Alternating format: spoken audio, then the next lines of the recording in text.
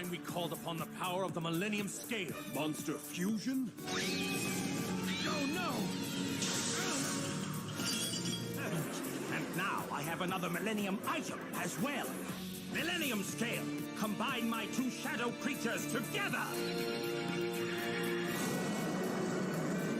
Time for vengeance. Now! Absorb his spirit.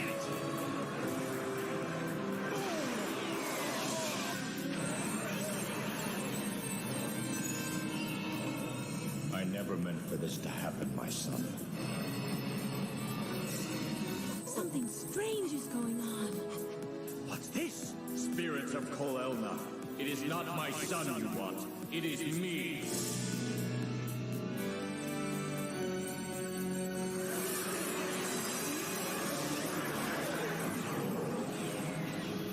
My dear bound! King Aknam Khanen will now lead these wandering spirits to the realm of shadows where they belong.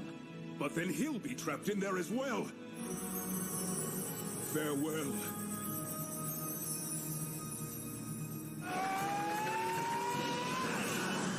Dark magic attack!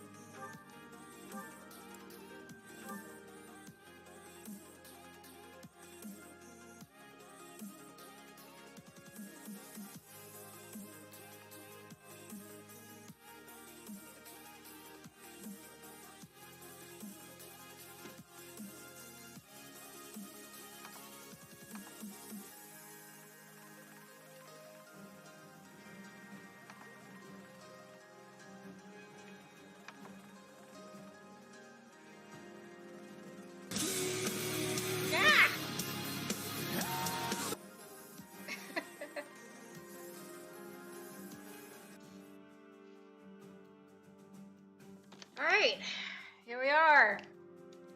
We're at the Battle of Garreg Mach. Finally. Yes. Let's go. Let's go, let's go, let's go, let's go, let's go, let's go, let's go.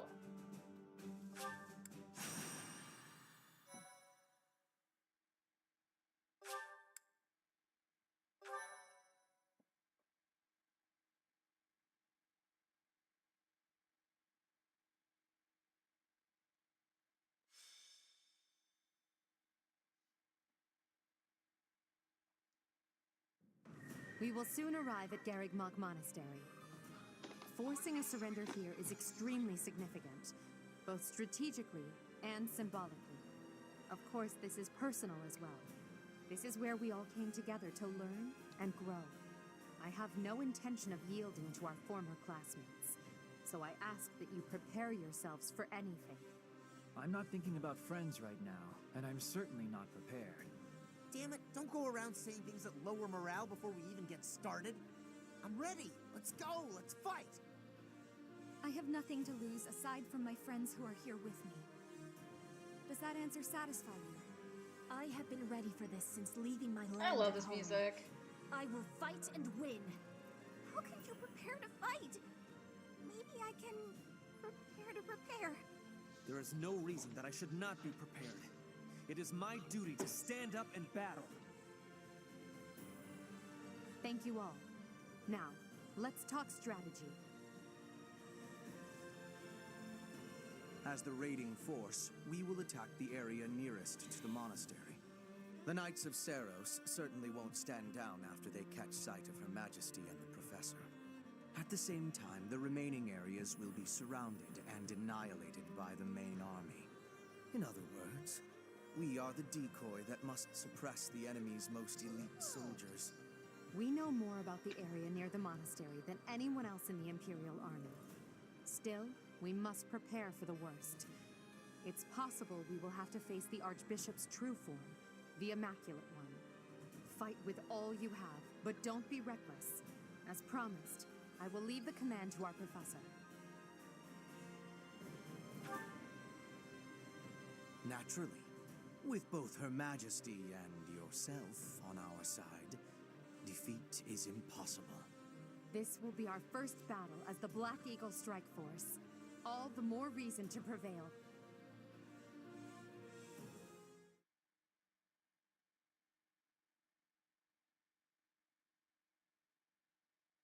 No, the only reason why I'm streaming this early is because clearly I'm bored. I got everything that I needed to get done today. I had to go by Whole Foods to drop off a package so I can send it back to Amazon because I ordered a size too small.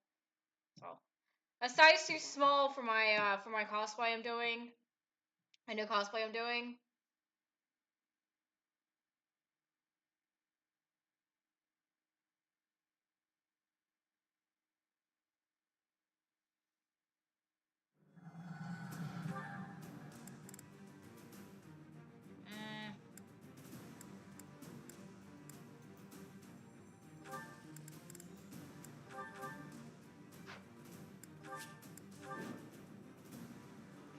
Friends, our opportunity for victory will come.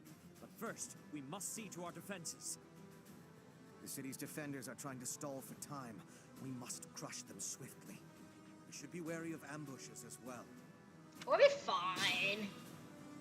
Ladislava is being pushed on the left. Stay focused. I'm a fucking god, yo.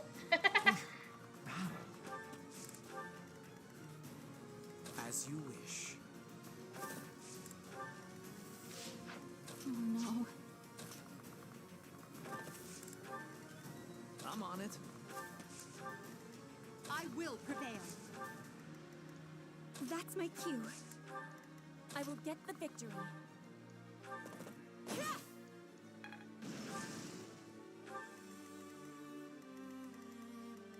Here goes. Put me in there.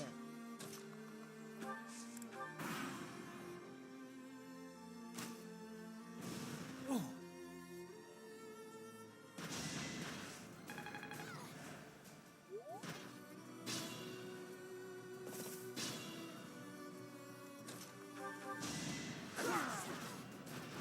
And I didn't even enjoy it.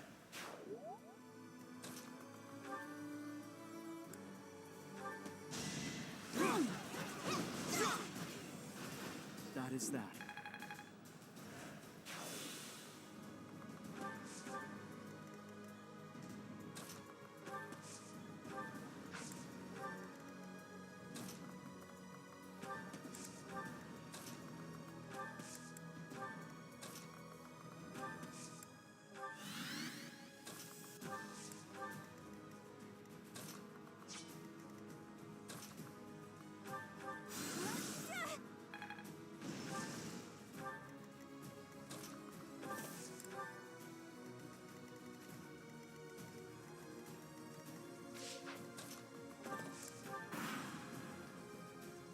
Now! Hidden soldiers, attack!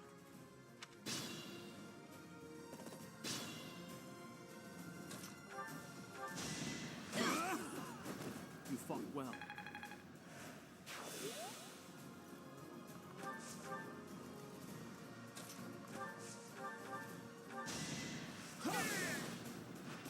Can't get ahead of myself. I think I'm improving.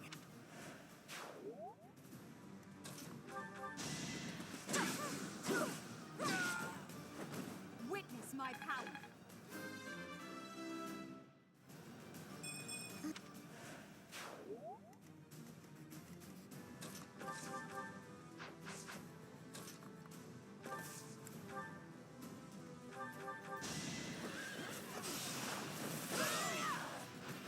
Flame spirit, protect me.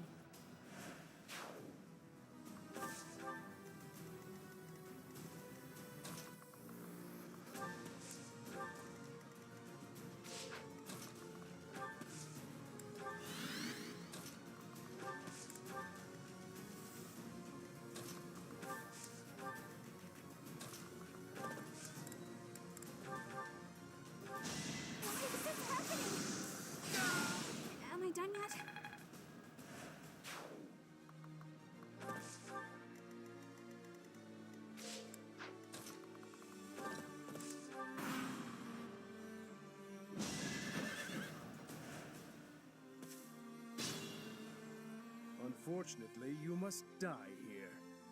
You shall not pass!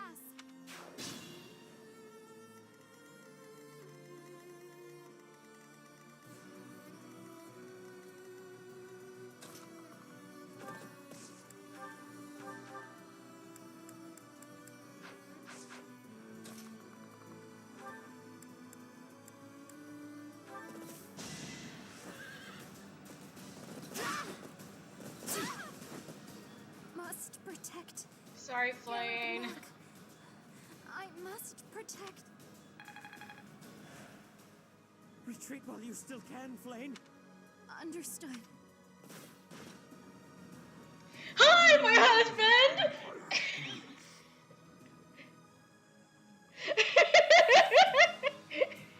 I'm sorry, but this whole entire thing cracks me up every time. It's like... like, seriously, what the frick? I love it. I love it.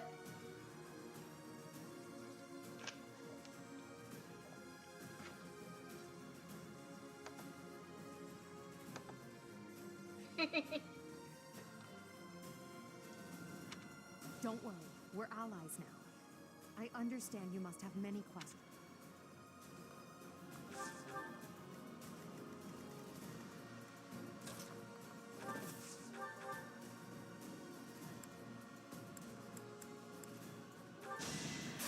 Stay away! Can I go now? Good job, Bernie. I guess hard work does pay off. Good job.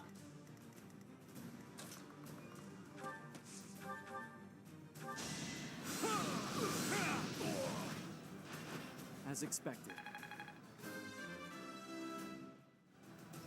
Such power.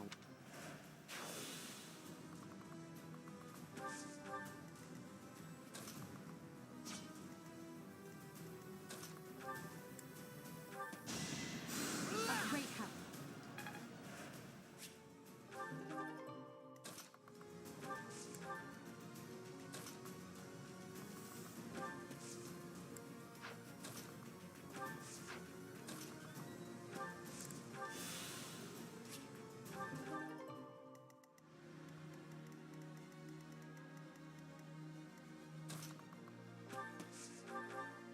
No, I can't reach Annette from there. Fuck. What's done is done.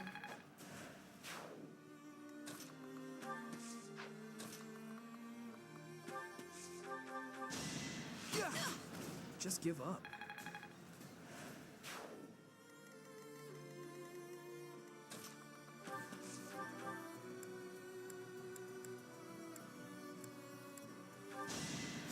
Ungrateful. You know, it almost sounds like that she's saying ungrateful. Like is that like not grateful.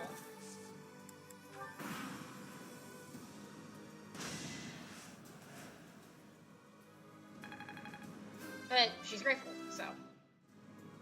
Disappointing, but I will not misplace my heart. Child's play.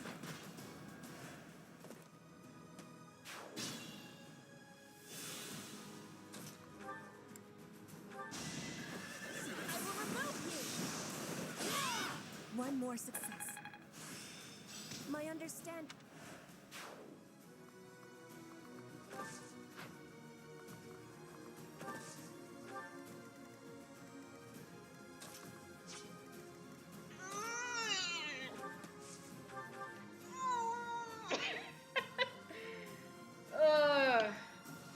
Annette, throw down your arms. This hurts. I'm sorry, Father, but I have made my choice. I'm not going back to the monastery, to the kingdom, or to you, Father. Forgive me, Goddess.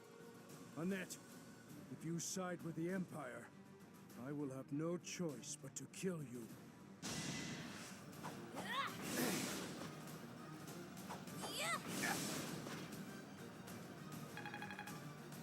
Oh god, this hurts. And then Sylvain's gonna get lit. Not enough. So obvious. In my master's name.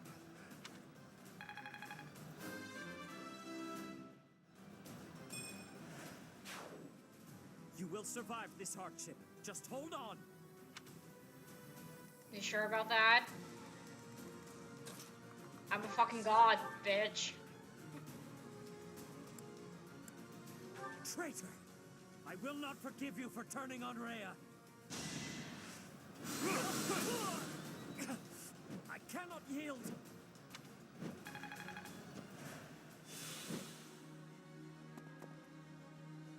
Seteth, Flame, Gilbert. You put your life. I would have preferred. Come forth.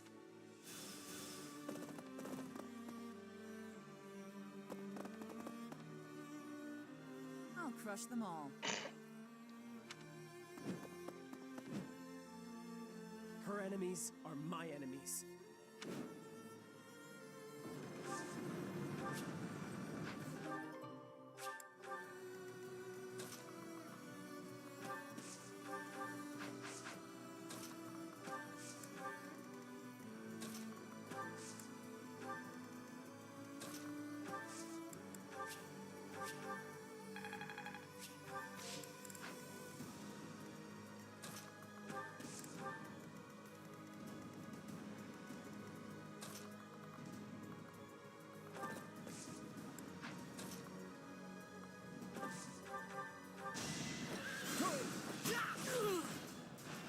Hardly worth my time.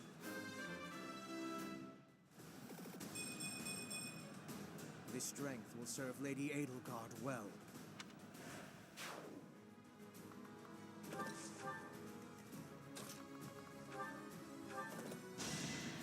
Appreciate it.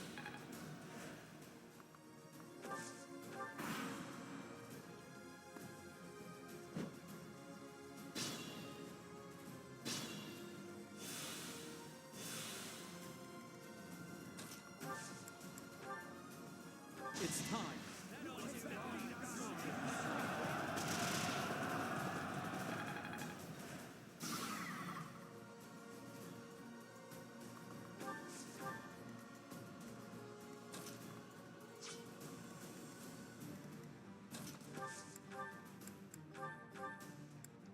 I'll find their weakness. Must be awful losing to me.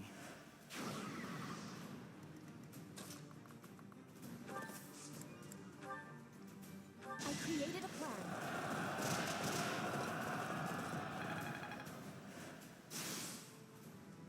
Alright, Petra's gonna count until. Never mind.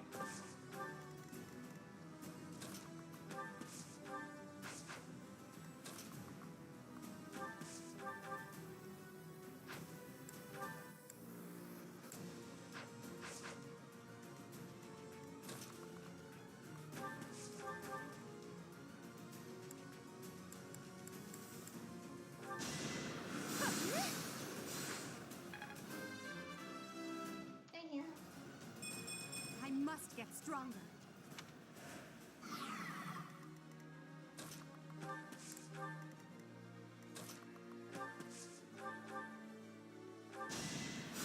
Thank you.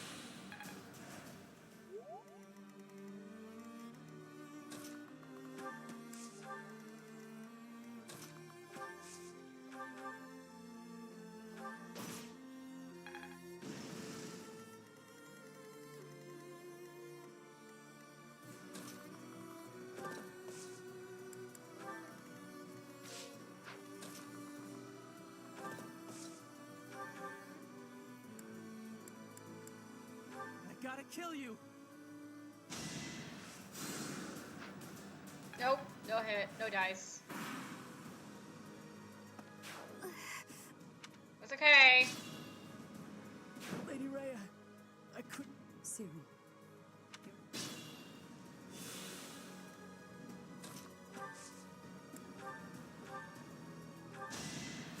Appreciate it.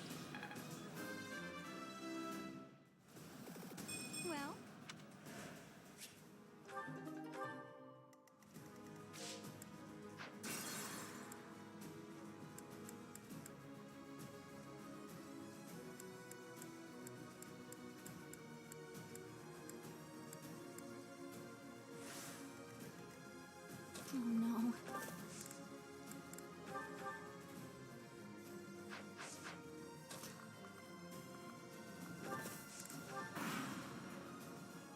gotta kill you.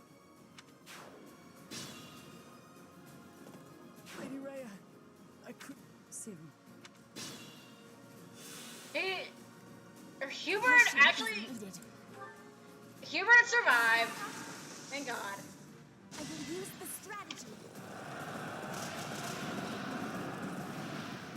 Witness frigid pride.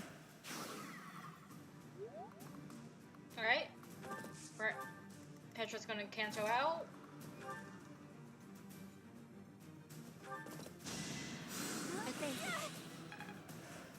I should have reclassed, No matter what. should have reclassed, Dorothea as a dancer, but that's okay. I was saving I was trying to make her into a, like, have her learn renewal. And then, when it came to the, Great Bridge of Murden, switch her over, to dancer.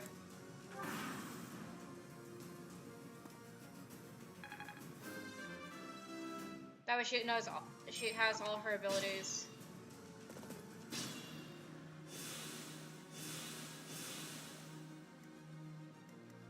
That's my cue.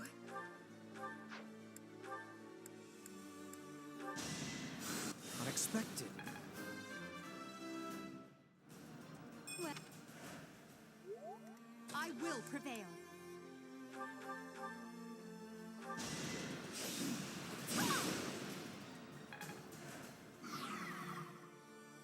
I guess what I can Stay do focused. is trade the knowledge gem to Edelgard.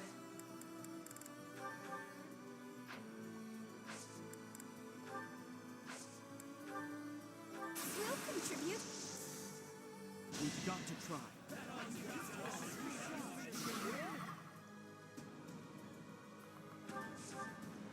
I will get the victory.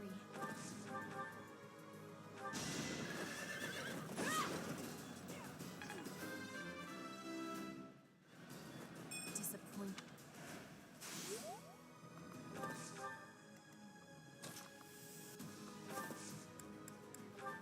Allow me. Do something.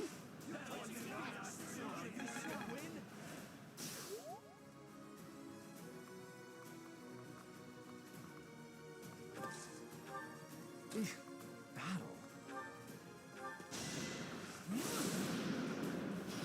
I'd rather be napping.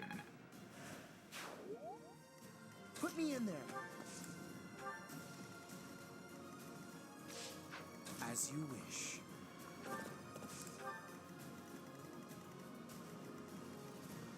I'm on it. Let's win this already. That win is expected. I'm real.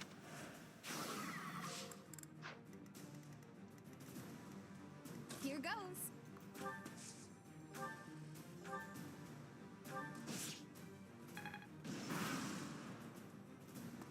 I am Thunder Catherine, and I will slay all of Lady Rhea. Where do I Oh! It's okay.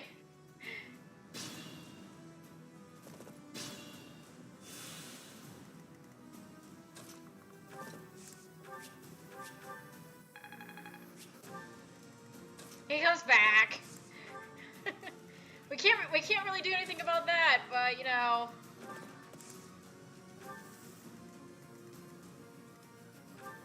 So I hope everyone's having a good day so far.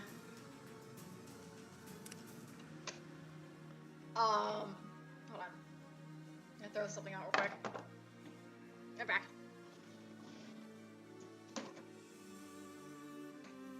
Ow, ow, ow, okay.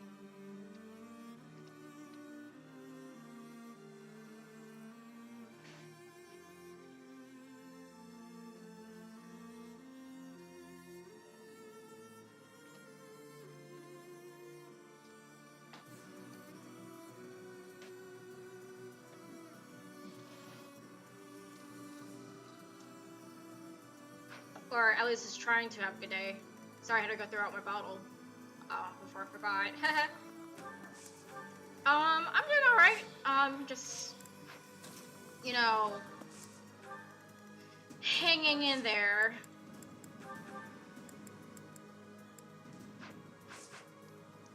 Had to go run some errands this morning. Had to go by Whole Foods to go drop off a return. Had to return a skirt. I got a size too small, so I had to go up a size and send the other one back for my Haru cosplay from Beastars. So when I get paid next week, I'm gonna reorder the same. Well, either that or get my refund for the skirt. Reorder the same skirt, but do it in a bigger size.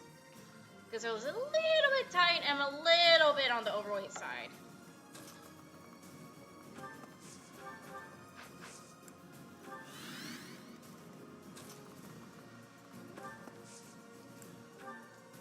Let's crush him. Or thick side, rather.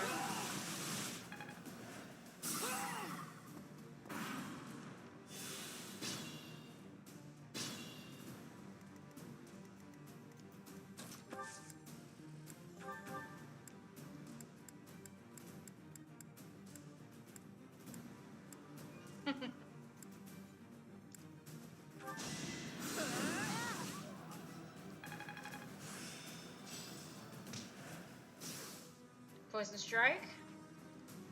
And then finish Catherine off with Bolt Axe. Never mind.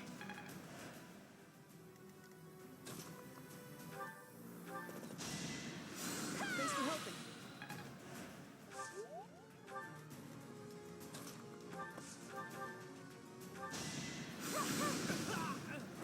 Wow, how was that? I guess I...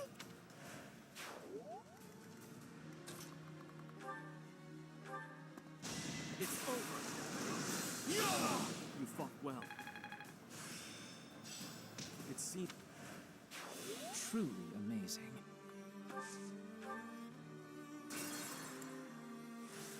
Hold on. I want to get that again real quick. Stay focused. You guys saw that guy just like trotting off, right? Allow me to demonstrate. Should I have held back? Dude, it didn't happen. It seems I've exhausted this topic. Wow, amazing. That's my cue.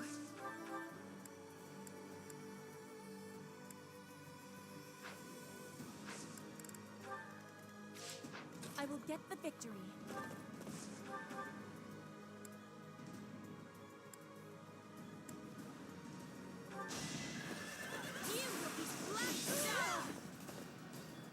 Lady Rhea, I'm sorry. Please. All is well, Catherine. You must... And then all that is left is the bitch herself.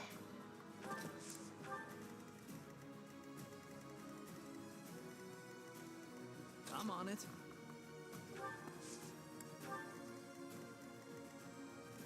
Here goes.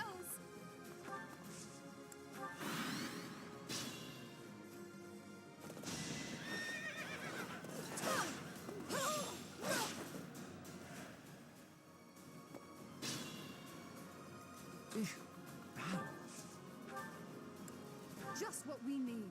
I knew Her Majesty's allies would help us.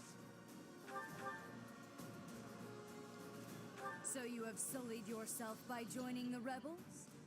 I hope you came prepared to breathe your last.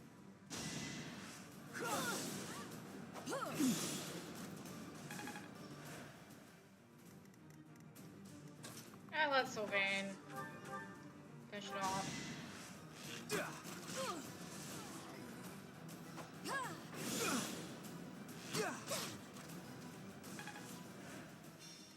Or not. Oh no.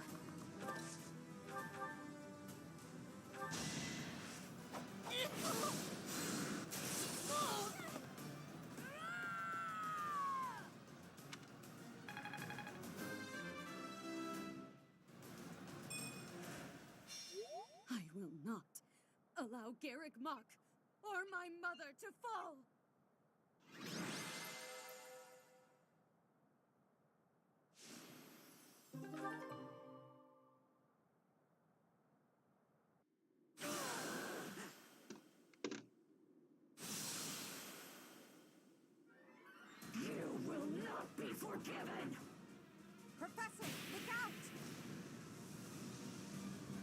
castle is crumbling! We must escape! Professor, take cover! Professor!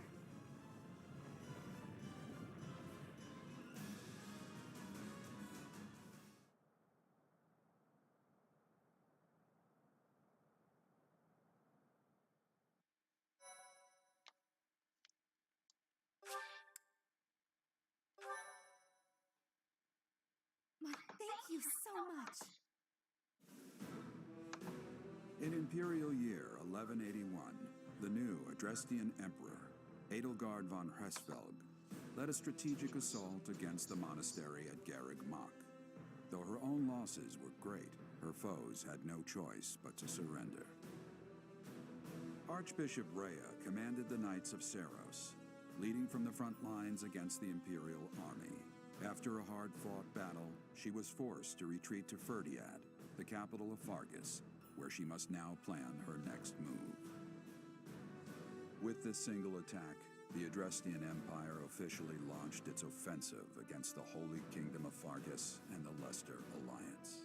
The unification of Fodlan has begun. Yay, we get my husbando! Husbando! Here we are, guys. We are at the time skip. Finally.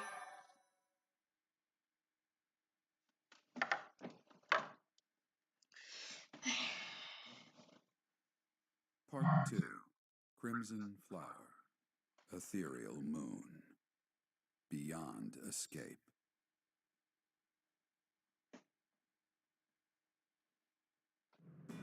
It is Imperial Year 1185. Half a decade has passed since Emperor Edelgard ascended the Imperial throne, yet the continent of Fodlan still remains lost in a tempest of turmoil and bloodshed. In the Holy Kingdom of Fargus, King Dimitri has welcomed Archbishop Rhea and her knights, who were driven out of Garreg Mach to the kingdom capital. As they work to build a unified front, the war with the Empire rages on to the west.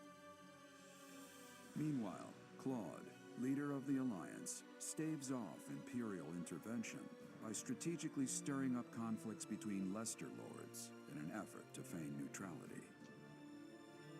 As events unfold, Edelgard and her Black Eagle strike force begin to take action in an attempt to break the war's current state of deadlock.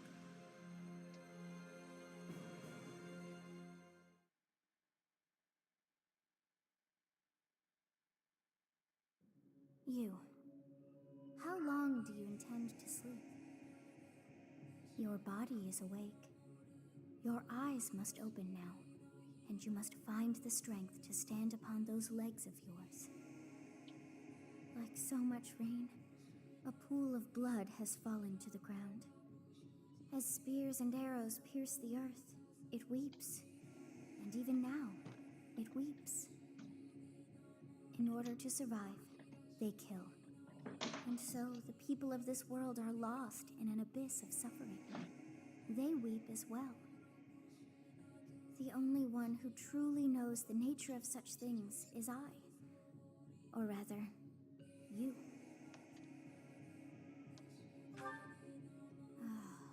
You are a complete and utter fool! Have you not changed one bit? Get on your feet. Right now. I'll coddle you no more. You are just like a child. I'm gonna get the absolute always Ukava needing Zara. me to hold your hand. Hey, are you awake?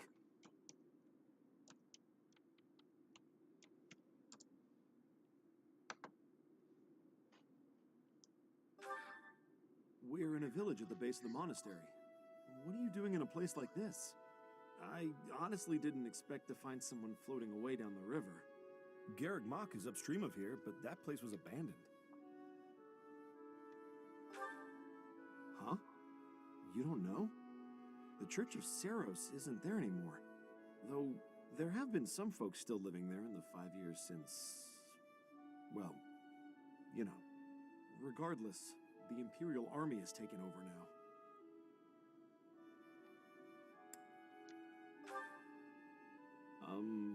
Are you feeling all right? You didn't hit your head or anything, did you? Why, yes, It's I the ethereal did. moon of the year 1185. It's been nearly 5 years since the monastery fell. Tomorrow was supposed to be the Millennium Festival, but who's got time to think about things like that? Yeah, that's what I said. But with the war and the Archbishop still missing it all, I doubt there's a soul to be found who has enough blessings worth counting. Hey, slow down, will ya? Where do you think you're going? Are you crazy?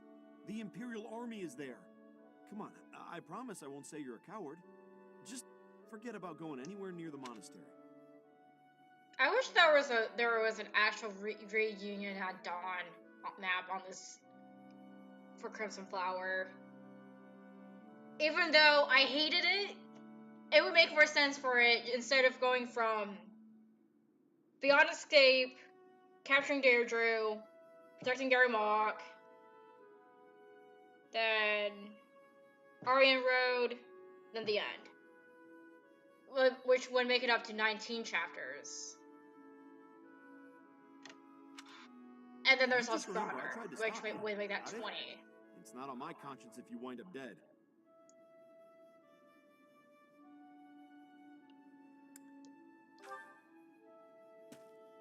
Unbelievable.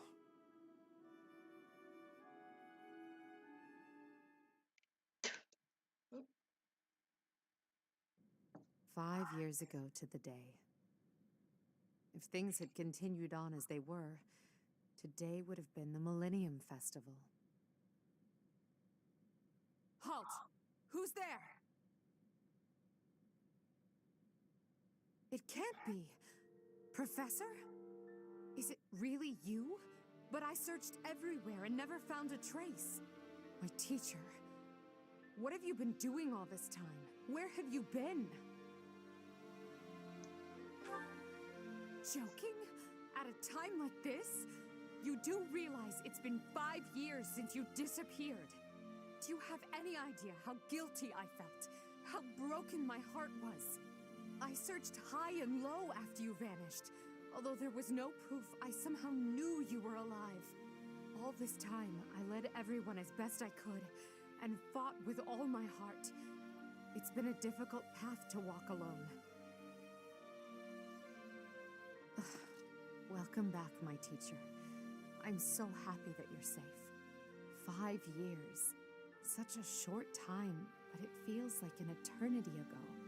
Do you still feel the way you did all those years ago? You said then that you would fight at my side no matter how many enemies we should amass. As for me, my resolve has not faltered. I'm determined as ever to see this through to the end. I will defeat the false goddess. I will save this world from those creatures and give humanity its freedom back. So, my teacher, are you prepared to stand with me? Reluctantly. I thank you, truly. Now then, I assume you understand the situation at hand, yes? Another joke? Or are you telling the truth? I suppose you must be. In that case, I'll tell you all that has transpired as you slumbered these past 5 years. And that is where we are now. The war is at a stalemate. Dimitri is the new king of Fargus. It's clear that his territory will continue to support the church. Meanwhile, Claude's leadership has thrown the Alliance into chaos. He maintains neutrality in their internal conflict.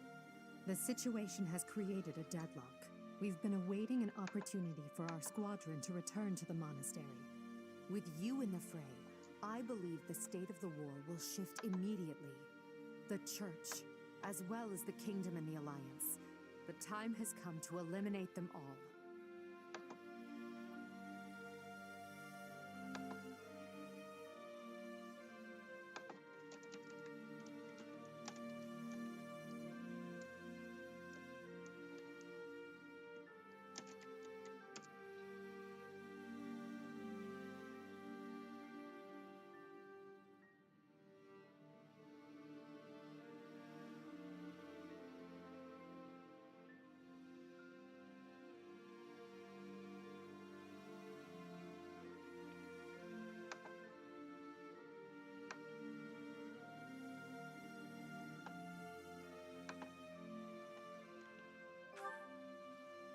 Although we were of different houses, we were companions who lived and learned together.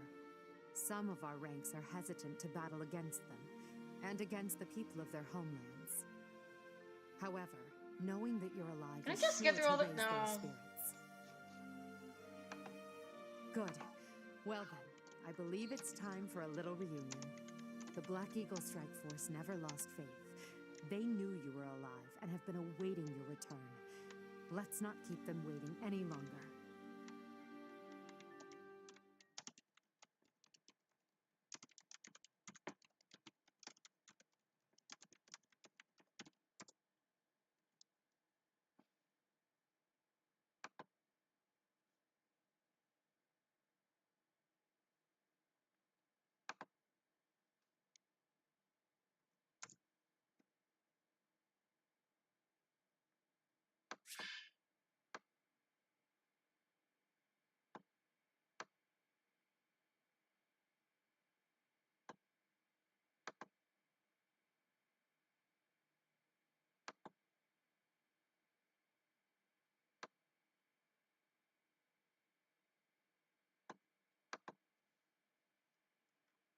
Oh, hey, guess what? I actually get to celebrate my birthday. Haha. Well, that face is certainly familiar. I am glad to see you alive and well, Professor. Professor! It's me, Bernie! Do you remember me? I can't believe you're here! I can't believe it. Is this a dream? Can we really be this lucky? This is not dreaming. Our professor is with us again. Welcome to the back. I mean, welcome back. Our group isn't the same without you. I am overjoyed to see you again. It's been so long. Seeing you again fills my heart with hope. Great. Now everything will be easy. That's great you're safe, Professor. I'm deeply, deeply moved. Quite the reunion, isn't it, Professor? Everyone's happy to see you. Come on, Edelgard. You must be happier than all of us combined. She took it really hard when you disappeared, Professor. Of course, we did our very best in your absence, and there was never a day that we doubted you would return to us. Edelgard has been leading us as Emperor. But after you disappeared, it became apparent that you were her anchor. It gives me regret to be admitting this, but our power is not enough. The only one who can be meeting Edelgard's expectations is you, Professor. Most impressive of all is your uncanny ability to bring a smile to everyone's face. In the years since you vanished, we have not lost anyone from our ranks. We all longed for your presence and your leadership, myself included. It seems fitting to view this as a new beginning for the Black Eagle Strike Force. We already have our target. Yes, we must eliminate the Alliance before moving on to fight the Kingdom and the Church. However, that doesn't necessarily mean we must occupy the entirety of the Alliance. House Rican stands against the Empire. Therefore, our target is Deirdre, the aquatic capital. We must cross the Aramid River, which separates the Empire and the Alliance. To do that, we must take the largest bridge across it. The Great Bridge of Myrden. Myrden connects the monastery and the Imperial capital to the east. It is the shortest route there. An Alliance stronghold has been built at the Great Bridge. We'll take that and then head north. At the same time, we must defeat the one who defends it, Judith von Daphne. If we can also take control of Daphne territory, it would be greatly beneficial to us. Prepare yourselves. The next battle will be a momentous one. Join me, my friends, as we begin our journey to bring peace and solace to this war-ravaged world.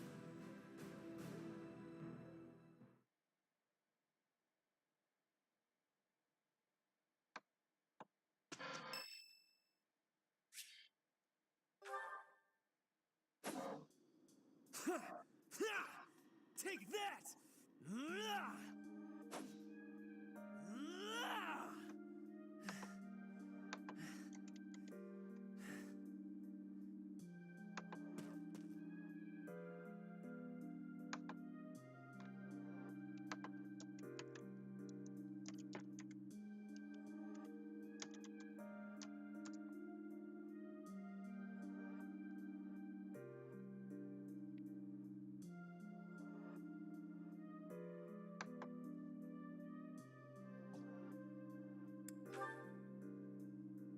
Oh, you know, there is always something.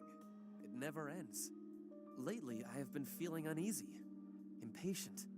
Edelgard claims victory after victory. She never stops. 5 years ago, she ascended the throne and swept away the corrupt nobles, my father included. I always thought I would be the one to unseat him. But she did it instead, with all the ease and indifference of someone cracking an egg. Now, as the head of House Ire, I serve Edelgard. I have to accept that I am her subordinate, working beneath her to reunify Fodlan. The disparity between Edelgard and myself is obvious. She never stops moving forward, single-minded, never wavering. But where does that leave me? Here, flailing about, going nowhere, contributing nothing.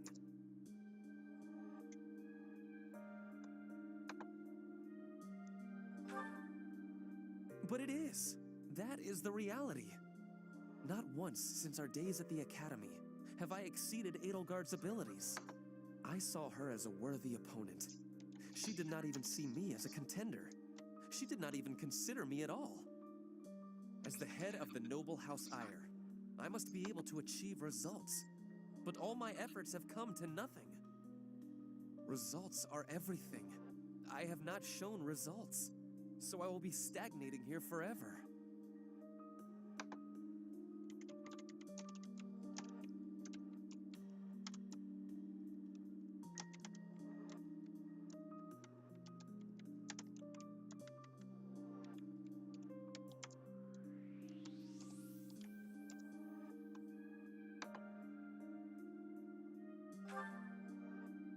I appreciate your kind words, but you are wrong. I know that I have a massive wall to climb, and I must climb it alone. Even so, may I ask a favor?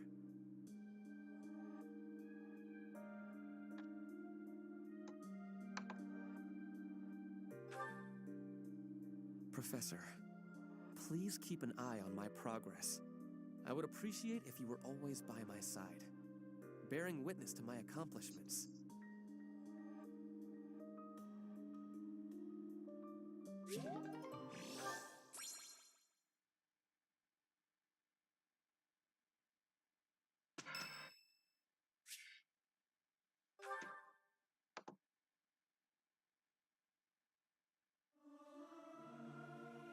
Singing is so much fun. Everyone should enjoy themselves while they're doing it. I can't sing very loud.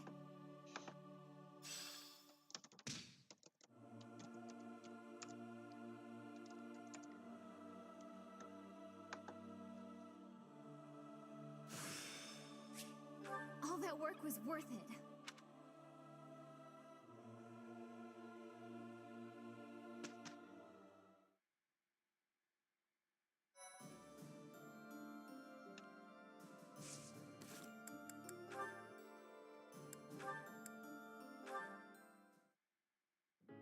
And that concludes my report. Hubert, I can't shake the feeling that you're keeping more secrets from me. I have told you before, there are secrets even I am unwilling to share. I remember. However, I am the Emperor now. If the Minister of the Imperial Household does not obey his orders, I have the right to execute him. I fear you have misunderstood me, Your Majesty. It is true that I am officially your minister, but such titles are of little significance to me. I serve you purely out of personal devotion. Perhaps there was a time when I served the Imperial line due to my duty as a member of House Vestra. But since you returned from the kingdom, my loyalty has been to you alone. I see. Then you are unwilling to obey my orders as Emperor? Correct. If you prefer to treat this formally, then charge me with a crime. I will gladly offer up my neck to the executioner. You know I would never do such a thing, and that I pay no heed to the title you bear. It is your own presence and capabilities that I value so highly, Hubert. Titles are meaningless next to such things. Our families have no bearing on this matter, nor does the Empire itself. In that case, Lady Edelgard, I ask you to turn a blind eye to my secrets. They are trifles, beneath your notice. Best I handle them alone. You should focus on the path ahead of you.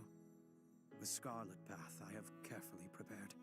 Whether that path is red with blood is not something you need trouble yourself over. As Emperor, I'm obliged to accept that answer. However, as your friend, it irritates me to no end.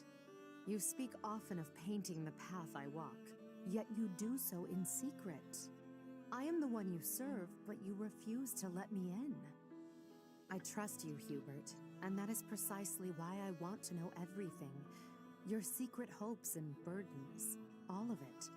If I'm truly the center of your world, then I wish you would trust me as well as I trust you. Very well. You have me beaten. I will tell you as much as I am able. From the assassins I've eliminated, to the gold I've spent on bribes, to the identity of the one I love. Wait a minute. Do you have something? Are you saying Do you have something to say? have romantic feelings for someone? Yes. That is the one secret I had particularly hoped to keep from you. Well, that's utter nonsense. You can't possibly keep something so fascinating from me. Who is it? It is you, Lady Edelgard. Did you ever really doubt? Hubert, you never cease to surprise me.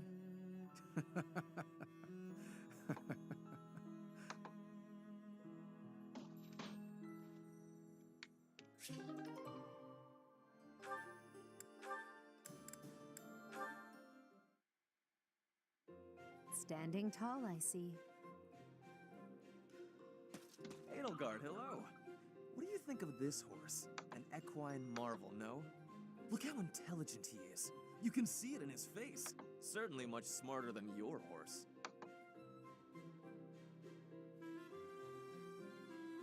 Oh, what a lovely bloom.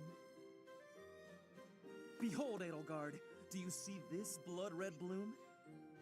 This is much more impressive than the pale little sprigs you have there. And as I'm sure you know, redness symbolizes courage and strength. Ferdinand, stop. I can't believe you're wasting my time with a petty one-sided rivalry. What are you complaining about? You told me not to publish my pamphlet, and I complied.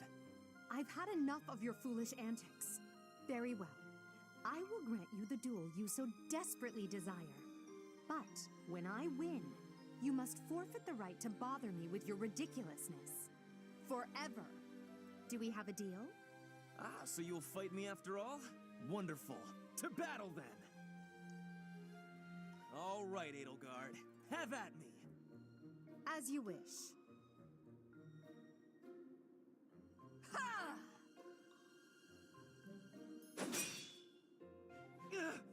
It only took you one blow? How?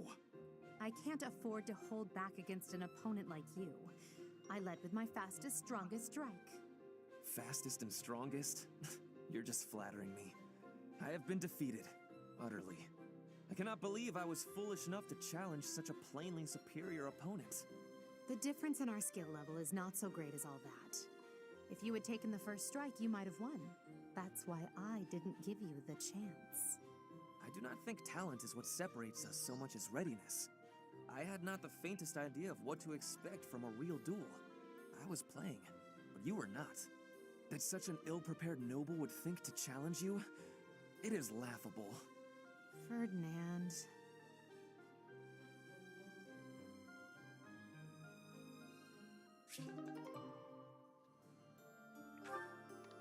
Oh, so he supports. Shit.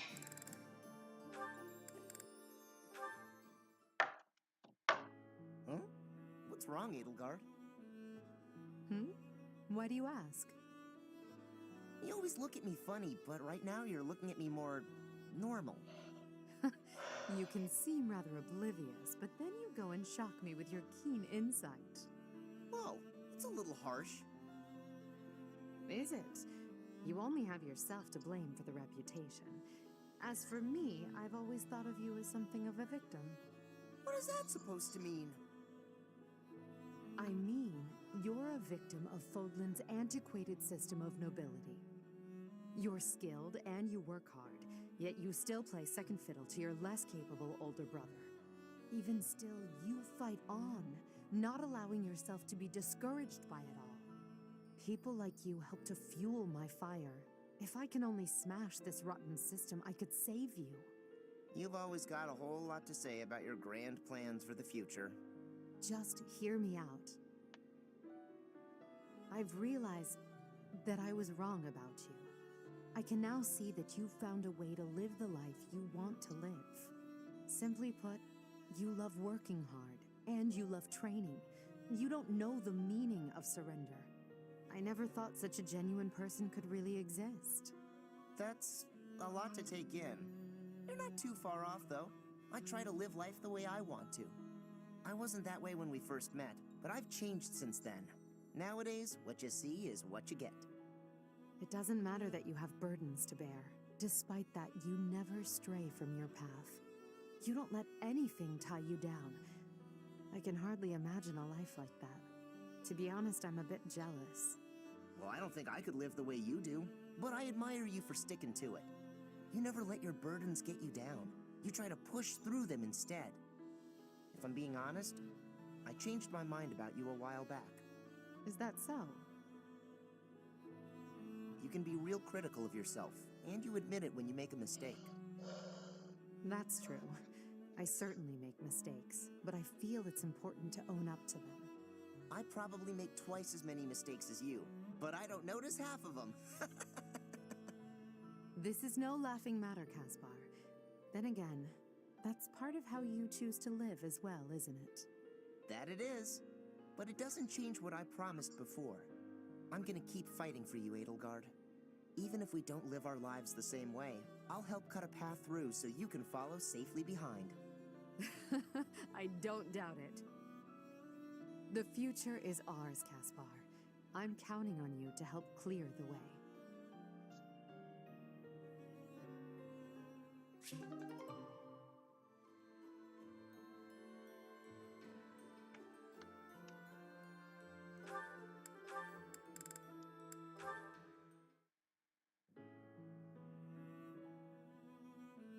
Gardening with you is a lot of fun, Lady Edelgard. I feel the same. You know so much about it, Bernadetta. I looked after flowers a lot back home. I like them. They don't talk, they don't get angry, they don't hit you. And they're sweet. They are sweet. Unlike people, they can all be trusted on sight. You're sweet too, Lady Edelgard. I mean, not sweet, but, you know what I mean. You can talk or even get angry all you want. Well, I'll strive to avoid getting angry. You're really kind. I'm less scared of you than I used to be. Most nobles are terrifying. I've had lots of bad experiences with them.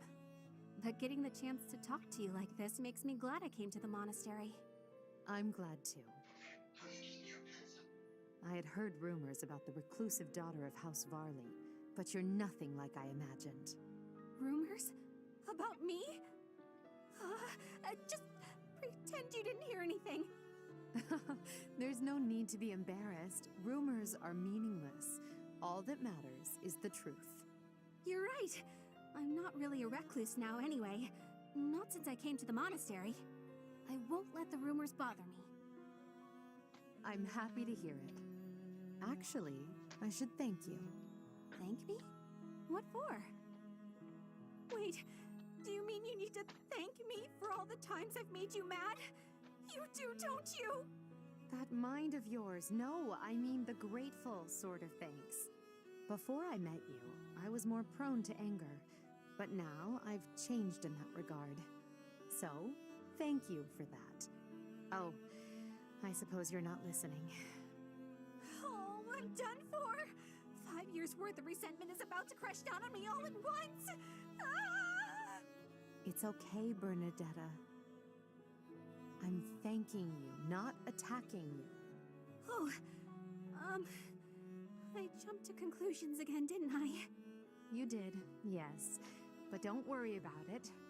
Enough talk, don't you think? Let's take care of these sweet little plants. Right. Okay. Thank you. Bernadetta, I hope you'll keep spending time with me. Of course I will. Hey, look! This flower's just about ready to bloom. So it is. I can't wait to see its true colors.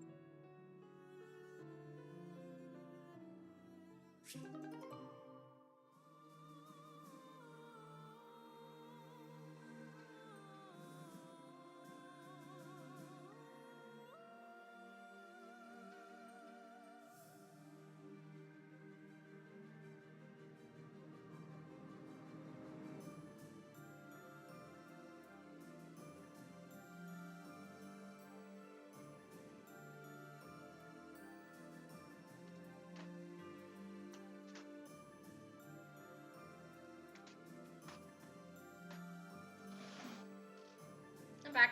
Sorry about that, guys.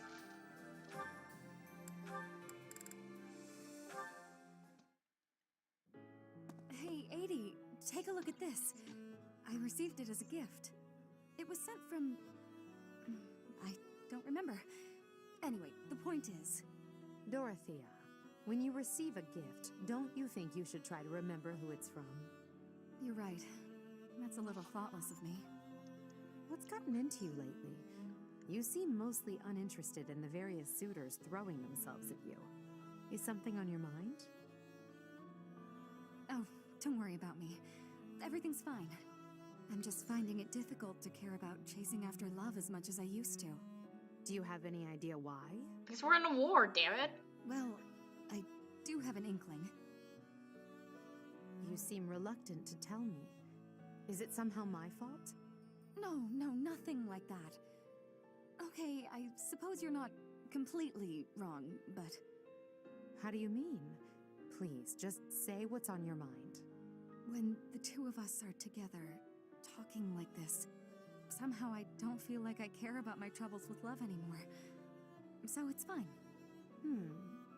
There's nothing wrong with that, of course. But it seems we should get to the bottom of such a drastic change.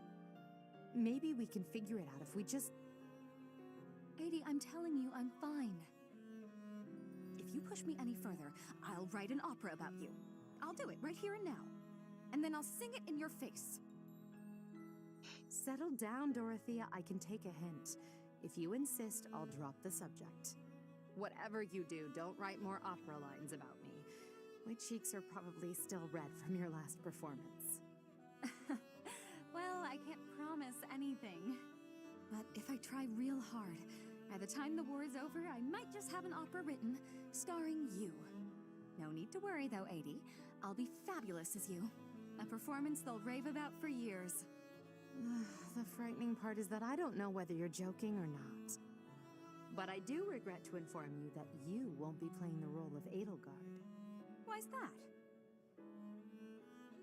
Don't you see? No story about me would be complete without the character of Dorothea. It would be ridiculous for you to play me instead of yourself. Adie, you really are something special, aren't you?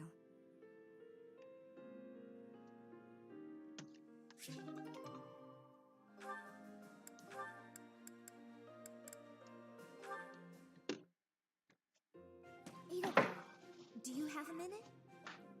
You want to speak with me? How unusual. Please, come in.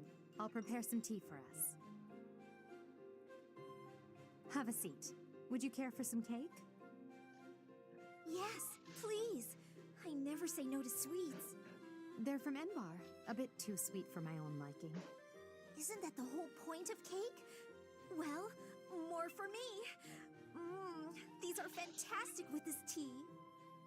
True. Well, there's no shortage of them. Help yourself to as many as you like. Now then, you wish to speak with me? So, I, can tell you know a fair bit about me. Maybe this can wait until you've finished eating? Edelgard, you know a fair bit about me, don't you? What in particular? For example, the fact that I have 2 crests. Oh, that's hard to believe.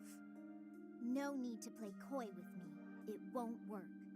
It's clear my body has succumbed to the intense pressure of bearing 2 crests.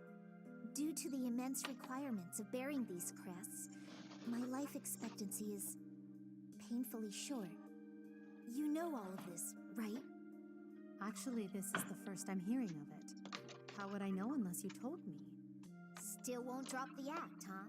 Despite how obvious you've been with your concern about my health, you're certainly consistent. I'm not really in the mood for these games. Given your rank, you certainly have access to all kinds of information that others do not. Clearly, you'd have heard all about me. Either way, I know now since you just told me. About your 2 crests, your physical weakness, and your short life expectancy. However, according to the principles of crest research, it's impossible to bear 2 crests. Unless you've undergone a blood reconstruction surgery. Is that the case, Lysithea? Correct. It wasn't as though I had a say in any of this. I see. So you've lived through that relentless terror and agony, and survived. You speak of all of this as though you understand it on a personal level. Edelgard, have you? You're a good friend, Lysithea, and a valuable member of this army. So I won't have you overexerting yourself. I don't want to lose you. Understand? I understand. Good girl. Oh, and if you like those cakes, why not take some with you for later? There's no need to pander to me, but yes, I'll take those. Thanks.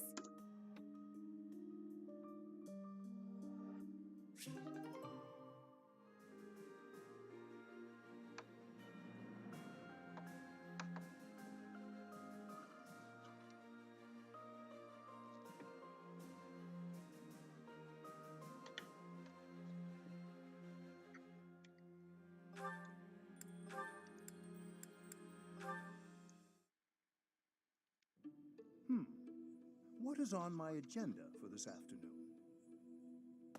Professor Hanneman, may I have a moment of your time? Ah, it's you. Very well. I am quite busy, but if you are here to discuss my crest research, I would be happy to oblige. I'll pass on that offer. I'm just hoping you'll explain something to me. Oh, I doubt if I have anything of particular interest to share. Why did you abandon your noble standing in the Empire? And don't say it was for your crest research. There are institutes for that within the Empire. You could easily have remained a noble and still been able to visit Garreg Mach, or request the cooperation of the Church. Certainly that was an option, but I desired a better research environment. Treasures and holy artifacts reside here that cannot be examined by someone outside the Church. I required access to those things, no matter the cost. But surely your noble status would have allowed you greater funding and resources. Even secrets of the Kingdom and the Alliance would have been easier to obtain as a noble of the Empire. What you say is true. I cannot deny that. Both paths have advantages and disadvantages. I see you're unwilling to be forthcoming on that topic. I don't know what you mean. I've heard that you used to enthusiastically research crests for the Empire. You abandoned the Empire, yet retained your focus on crest research. I just wanted to know why. I feel your suspicions of me are unwarranted. I haven't the time now, but perhaps I will tell you more if the opportunity arises.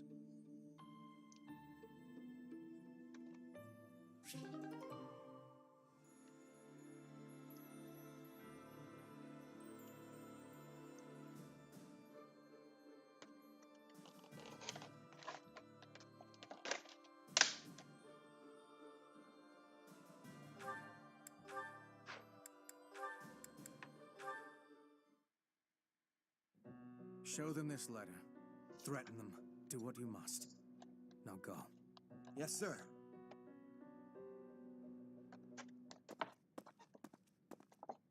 Hubert, that letter. Is that what I think it was? I suppose there's no denying it. But Edelgard... explicitly forbade me to send it. Yes, I know. I cannot believe it! You disobeyed a direct order? I thought you were her loyal aide. Unwaveringly. All that I do for her. I seem to recall you expressing a similar sentiment. It is our role to guide her when she is on the wrong course of action. Is that not what you said? You're not supposed to do it in secret. When you disagree with your leader, you must voice your concerns directly. Otherwise, what is the point? The point is the same. Lady Edelgard's best interests are served whether she knows it or not. She needs not trouble herself with the mundane details of my actions. Only results matter. You are sorely misguided. When I believe that Edelgard is making a mistake, I tell her as much. Through discussing the matter, I sometimes find that I was mistaken. To skip that process, to make a decision that is not yours to make. Perhaps your advice is simply useless then. Excuse me?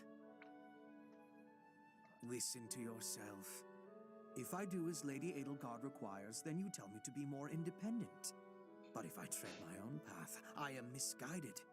I suppose the fault is mine for expecting any useful advice to come out of your mouth. Ugh, I have had enough of your grousing. To think, I started to believe you were a useful aid.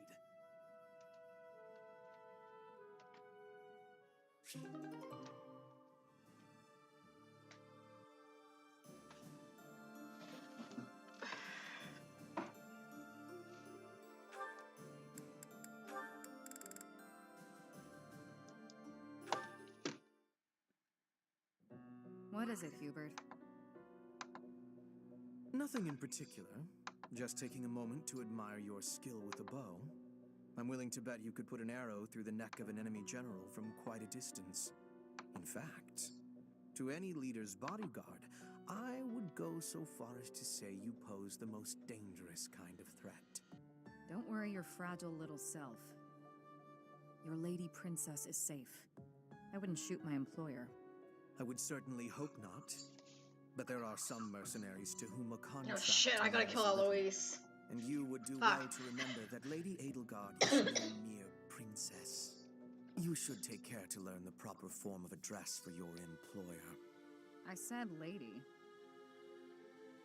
I already told you, I'm not going to break the princess's contract. What did I just say?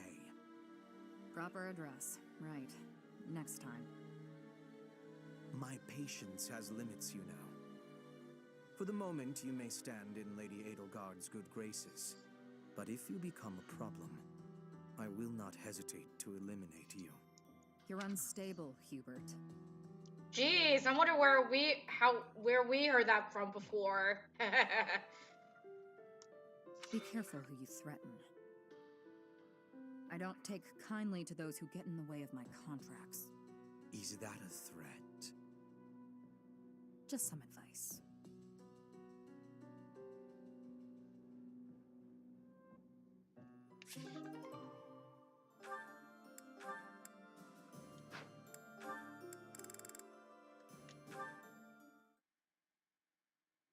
Hello, Constance. Greetings, Ferdinand. My condolences on your misfortune that our paths have crossed again. Oh, dear. I am not used to hearing you deprecate yourself like that. Never mind. Just listen. If it is an audience you require, I will endeavor to meet that need. When we last spoke, I was attempting to connect with you, to listen and show you some empathy. But I was so clumsy with my words that I came across as callous and conceited. I hurt you. I know. The notion that a noble of House Ire could display arrogance is difficult to credit. That you even deign to speak to me is a testament to your humility. As grateful as I am for the honor, it would be best for us both if I take my leave. No, please, hear me out. Though your words chafed, I see now that they were perceptive. I was being arrogant. I tend to overcompensate. Perhaps I make a fool of myself, bragging about my superiority to Edelgard. Now, with my father's fall from grace, I have been dropped to my knees, utterly humbled. I have heard and grieved for your predicament, but you must know that it is no reflection on your sterling quality, Ferdinand. Even in the face of such adversity, You never strayed from the correct path. If this was the right path, the wrong path hardly bears thinking about. Still, your kindness has eased my worries a bit. A wise noble once said that life is a series of peaks and valleys, but I have struggled to find the peaks. I was once pushed to the nadir of a valley, and have spent my days confined there ever since. There is little chance that I will ever return to the heights I once knew, but it will not be for lack of trying. Your persistence is admirable. You are too gracious. I see the highest of peaks on your own road. The way is steep, but not long. You will reach it yet. And if my words might reach the ears of a man who has attained such heights, perhaps one who has reached his summit might pull a climber up behind him? Such is my heart's desire, unspeakable though it may be.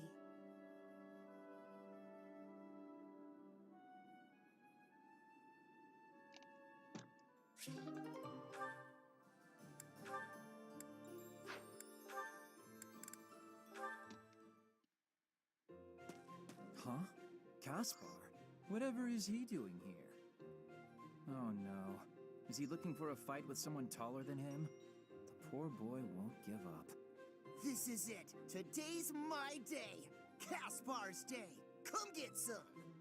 Yes, Caspar, just like that. Just as we practiced. Yes, dodge. Yes, perfect. Right there. He's open. Punch him right in the... Yes, Caspar, you did it.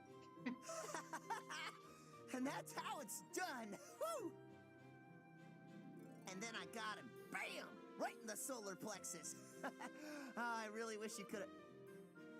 Hey, are you even listening? This is when it starts getting real good. I'm listening. I am sad to say, however, that the tale is slightly less thrilling the fourth time through. You should be more excited. We finally won. We? Yeah, I couldn't have done it without your advice. You're a strategic genius, Linhardt. Nonsense. Your strength carried the day. I just rambled on. You're the one who did the actual work. What's really amazing is how you wouldn't give up. Whoa, I've never heard you compliment me before. Yeah, I don't think I like it. Seriously, though, I couldn't have done it without you.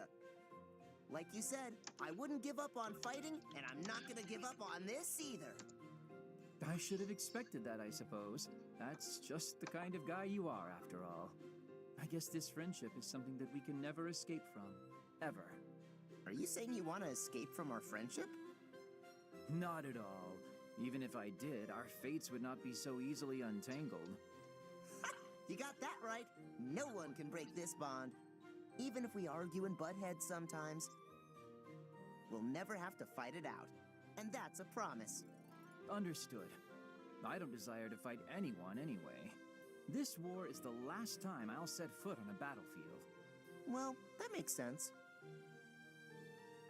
Let's you and I come out the other side of this war alive and well, okay? That is a promise worth making. Definitely. And let's win this thing while we're at it.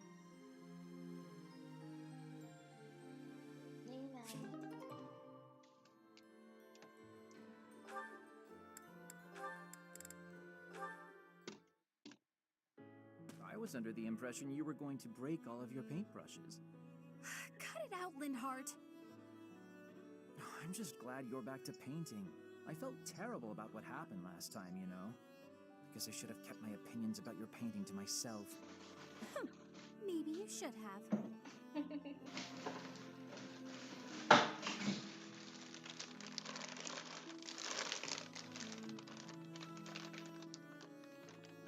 So what do you suppose is the name for this kind of situation? What situation? Am I in your way again? I must be. Okay, let me pack my things and I'll be off. Ugh, no, that's not what I mean. I'm talking about when two people are together, but not together. When they're basically by themselves. I'm not sure what you mean. I'm always alone. Oh, alone? Well, there it is then. I suppose you could say we're alone together. We're each here alone, yet together. So we're alone together. What do you think? Alone together?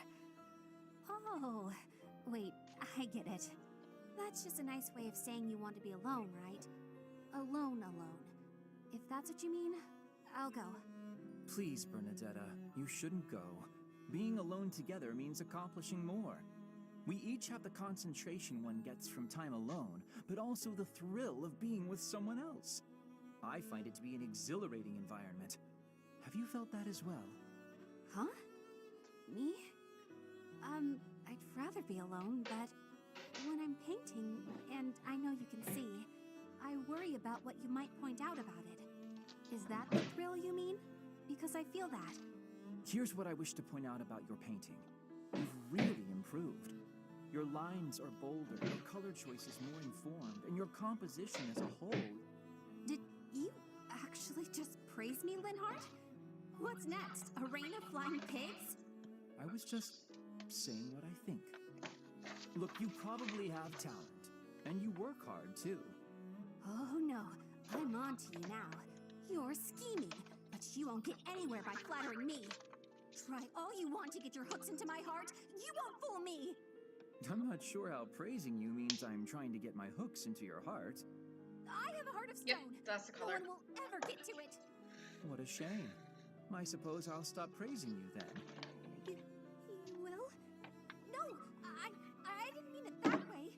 You can praise me as much as you want. I don't understand you one whit. However, if you want praise, then praise you will get. You're cute. Don't say stuff like that!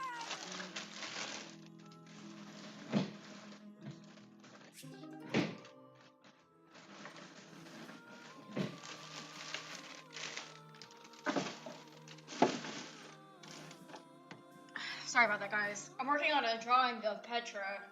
Timeskip Petra. I'm trying to find the proper color to make her hair so I don't have people coming at me.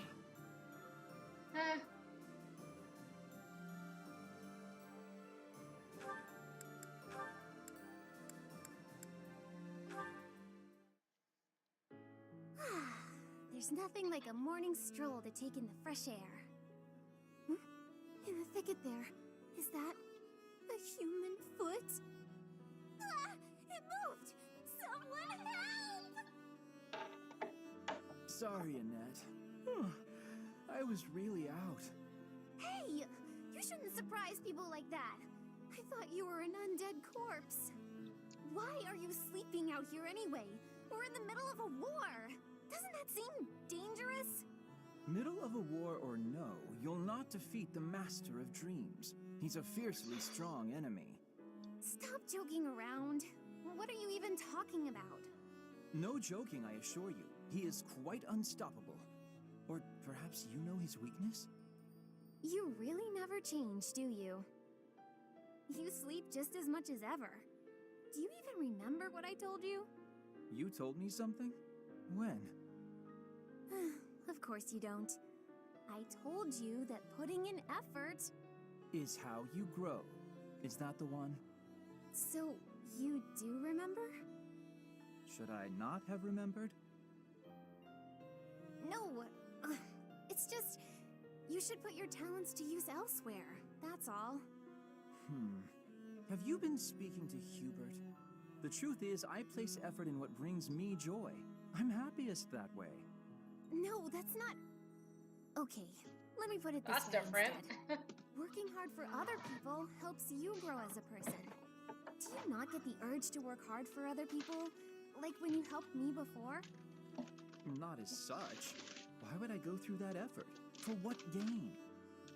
For the gain I mentioned. That it helps you grow as a person.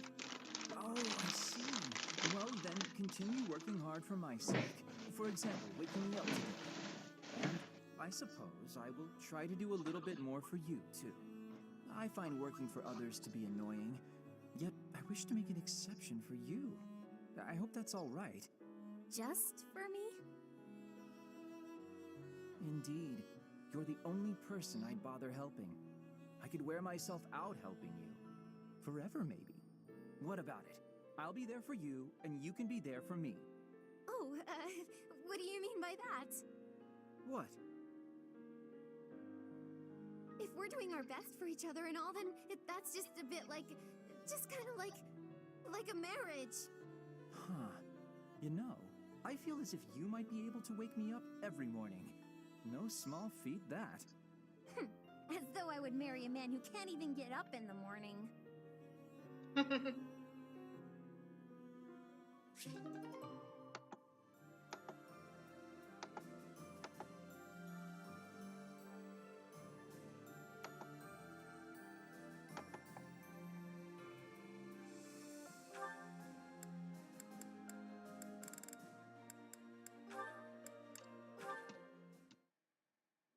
Caspar, how have you been?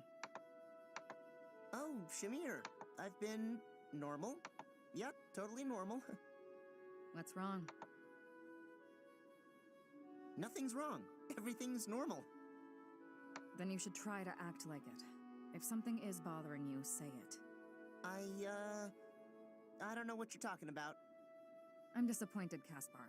I thought you were the type to always speak your mind. All right, fine. You got me. Truth is that I heard something about you. I heard you fought in the battle between the Empire and Dagda. Yes. And? And I heard that you maybe lost someone important in that battle. Perhaps. What's your point? No point. Not trying to make a point. I just didn't know you were involved in all that. I was hoping we could be friends, but you fought against the Empire. You obviously have every reason to hate them, so I'm sure you don't want me around. What does my past have to do with you? My father was responsible for a lot of what happened to the Dagdans. Are you responsible for your father's actions? Well, no, but kinda. I know I wasn't there, but I gotta... Bring them back. Huh? If you're responsible, then bring back the lives that were lost. If you can't, then spare me your pity. But... Yesterday's enemy is today's ally. You have to abandon old feuds. Only then can you face me as a friend.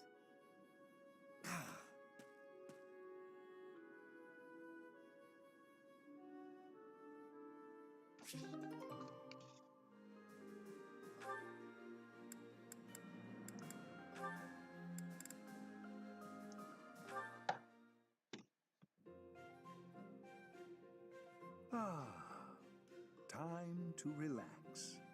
Professor Hanneman, do you have a moment to talk? Of course, Miss Dorothea. Whatever is on your mind. I heard you were once a member of the nobility, and you surrendered your title to come here. Indeed, I was a noble once. Why are you so curious about that? I knew there was something noble about your speech and your perfect manners. You're always impeccably dressed, too, and you have a certain pride about you. What interests me is that you threw it all away. Why? I threw nothing away, child. In fact, by stepping away from its trappings, in my heart I feel closer than ever to the true meaning of nobility. How so? Consider this. At its inception, the concept of nobility assumed that the greatest among the populace would rise to power. In my mind, I believe that means those who value knowledge, those who strive for more and wish to protect and guide their fellow man. However, in practice, nobility often serves to keep those deemed commoners down, segregated from those who, by chance, were born to a noble family. That is one of the reasons I decided to leave that nonsense behind and dedicate myself to the study of crests. Though I have abandoned my position, in my mind it was to pursue what I consider to be a truly noble pursuit, that of knowledge. I see. Well, you're definitely a noble in that sense of the word. To pursue such admirable ideas without regard for your social position. How wonderful. pardon? Oh, it's nothing. I was just very moved by your words. Ah, well, I'm quite pleased to hear you say so.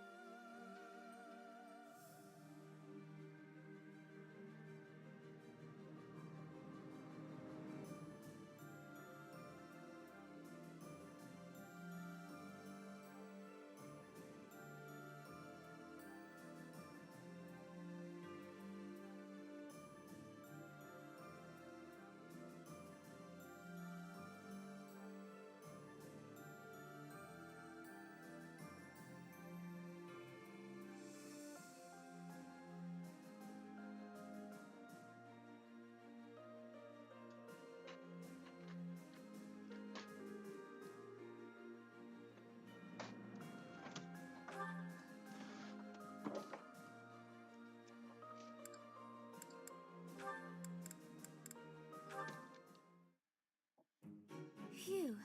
That about wraps it up for today's training. No thanks to a certain distraction.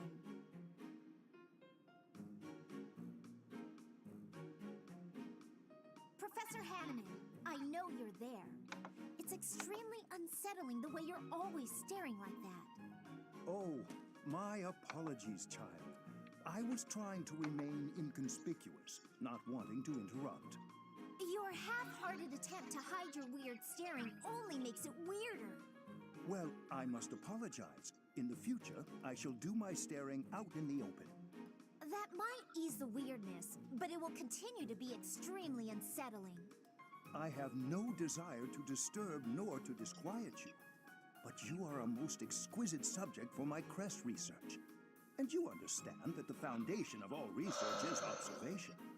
I understand well enough, and I'll do my best to ignore it. But in return... Do not worry. Your secret is safe with me. I have not spoken a word of your twin crests to anyone. Shh! Don't talk so loudly about it out here in the open. Pardon my excitement. I simply cannot let the opportunity to study such a miraculous subject go to waste. These awful crests may seem miraculous to you, but for me, they fall under the category of curse. I hope one day you will share more about your tragic origins, whenever you have the time to recount it. Your tale may contain valuable information. You are utterly lacking in empathy, you know that? Even if you spent your entire life observing me, you'd never understand my feelings and all I've been through. Now, if you'll excuse me. I fear I may have made a misstep. I have no desire to trouble her, yet my research...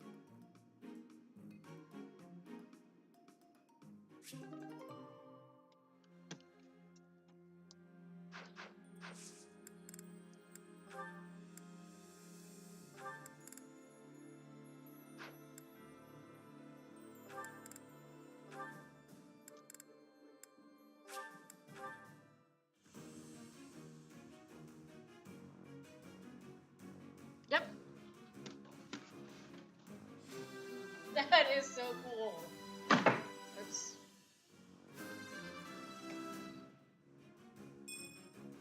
I've passed, have I?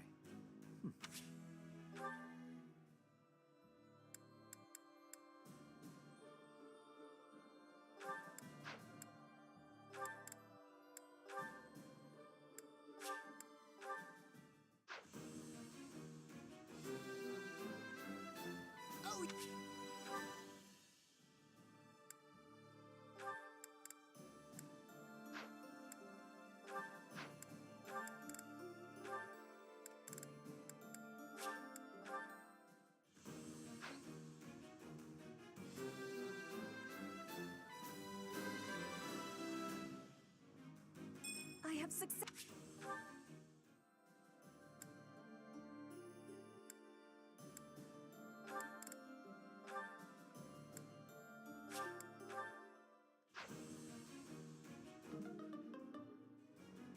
Next time for sure.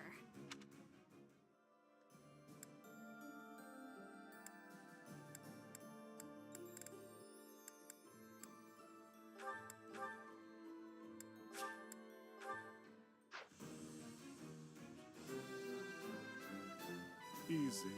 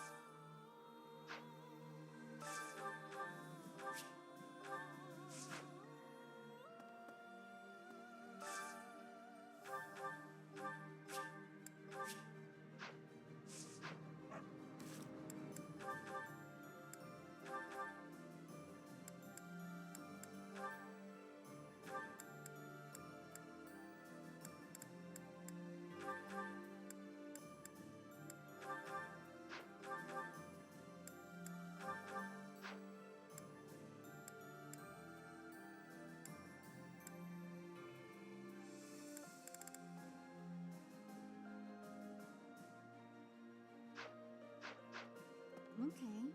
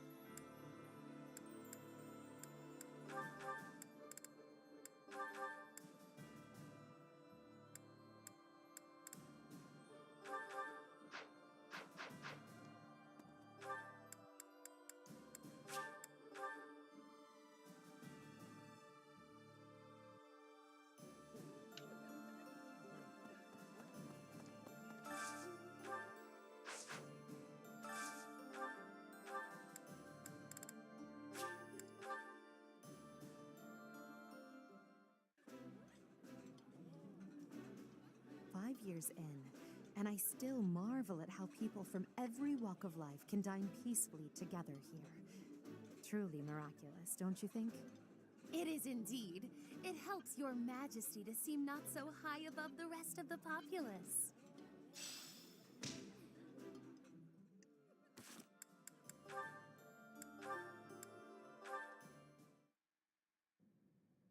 Your Majesty, might I have a moment of your time? Yes, of course. Unless you're not planning yet another magical exhibition, are you? Knowing you, it seems a safe bet. I can't imagine what else it could be. I already promised to help you revive House Nouvelle. If our campaign continues as it has, we'll soon prevail. There's no need to keep inventing spells. I don't doubt that your Majesty has things well in hand when it comes to the war. Yet why should I allow that to deter me from achieving my ultimate satisfaction? As the scion of proud House Nouvelle, I shall bring about my grand achievement before my house is restored. On that, you may rely. You have a strong will and a strong mind. You do not consider yourself above concerted effort either. Even during wartime, you trust your own ability to fight and survive. You're ever focused on the future and on the actions necessary to realize it. Where is this coming from? If there's an angle to be played with this praise, it eludes me. I was only speaking the truth. I find your efforts to be admirable. Your words are sweet. And yet... Yes? Please, go on. Forgive me, Your Majesty, but you promised that House Nouvelle would be restored. Yet you work toward a future with no place for the noble houses of old. Granted, in your unified Fodlan, the acting lord for each territory will come from noble stock. But in the long term, your system will replace the nobility. Our role will change significantly. That's exactly right. There will no longer be lords who inherently rule over a particular territory. Instead, nobles will act as government officials, working for the people in exchange for a salary. Officials will be selected from the general populace as well, bringing an end to the very concept of social standing. All will rise and fall by their own merits. And it is for those reasons that I continue my magical research. Even if nobility ceases to exist as a concept, the meritorious spellcraft displayed by House Nouvelle shall make us a household name. I must admit, your words strike a chord. I find myself oddly moved by your proclamation. So you see, Your Majesty, the fortunes of my house dovetail nicely with your plans. The road on which you stride courageously forward leads to my own bright future. I too believe that the future you wish for can be found at the end of this path we're cutting. Splendid! Oh, amid all this talk, I neglected to present my demonstration. Sit back as I, Constance von Nouvelle, display the never-duplicated Nouvelle style of spellcraft. About that. Another time, yes? I have much to do elsewhere. No, wait! There's no time like the present! Why, it shan't take more than an hour or two.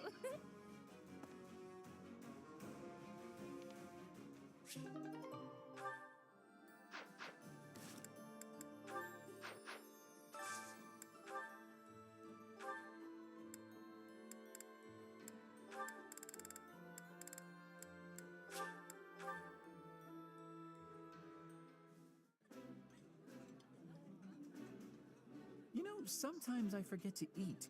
Does that ever happen to you, Professor? I think I like this, but...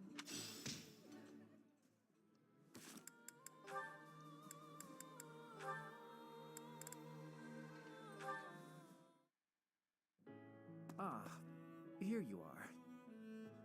What's up, Lynn? Come to invite me to dinner? Well, that too, but first there is something I wish to say. I believe I previously implied that it's okay to live out your days by running away from what troubles you. And I think that I was unkind to you. What are you talking about? To be honest, while I try to be easygoing, I currently feel a bit uneasy about something. One of the effects of running away constantly is that eventually one runs out of places to, well, run. Because I avoid memories I find unpleasant, the number of things I avoid is forever increasing. I've never learned to deal with the pain of my past, so I can never increase my tolerance toward new pains. And? That's all. But there are some nights where it really worries me. That's what you wanted to say? It'd be the same if you weren't avoiding things. You'd just be up at night wondering what was coming next. Thank you, Lynn.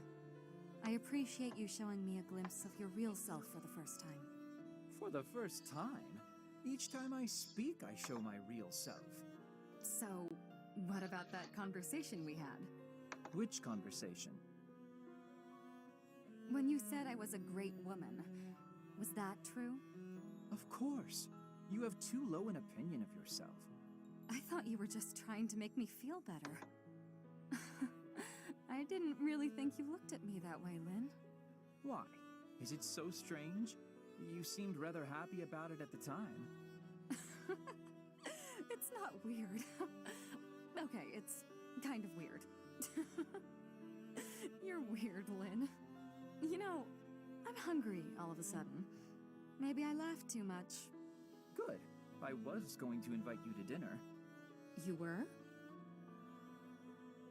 When I walked in, you asked if I'd come to invite you to dinner. I said yes, but I can't be bothered to walk into town. Shall we visit the dining hall? What? Oh, fine. Show me this easygoing way of yours.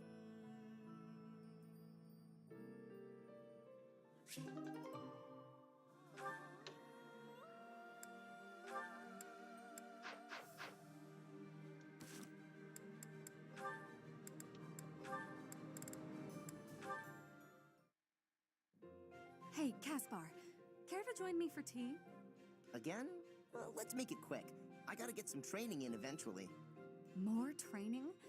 Don't you get tired of it? No, I don't get tired of working toward my goals, unlike you. Me? What do you mean? Your quest for the perfect husband. I haven't seen you wasting time with any dull-looking guys lately. Oh, that. Maybe I just found something worth staying in for. You mean in the monastery? This place is a dump compared to what it was 5 years ago. That's not what I'm talking about. Honestly, Caspar, you don't understand women at all. Well, excuse me. Maybe I'm just another dull guy. That must be why you don't pick up on how I feel. What? When I'm around you, I feel like, well, like I can always be myself. I don't need to act differently or flirt or lie. I can just be me. I always said you were little brother material, but when we're alone like this, the idea of marriage... Nope. Hold it right there. I'm gonna need a minute. I was not ready for this. Caspar, settle. You might be getting the wrong idea. I was only saying, when I'm with you like this, I can forget all about marriage and just be friends. Huh? Right. Of course. Though I suppose relationships like that can also lead to marriage. Now I know you're messing with me. I'm not trying to tease. I was just thinking out loud. If neither of us ever find our special someone, it might not be so bad to settle down and spend the rest of our lives together. What do you think? I haven't really thought about that. I'm not really the romance type. Spending the rest of my life with you doesn't sound so bad, though. But why are we even talking about this? There's no way you won't find someone great. Stranger things have happened. Either way, no point in worrying about it now. I'm plenty happy with our current situation. Let's just focus on staying good friends. Good idea. Here's to us.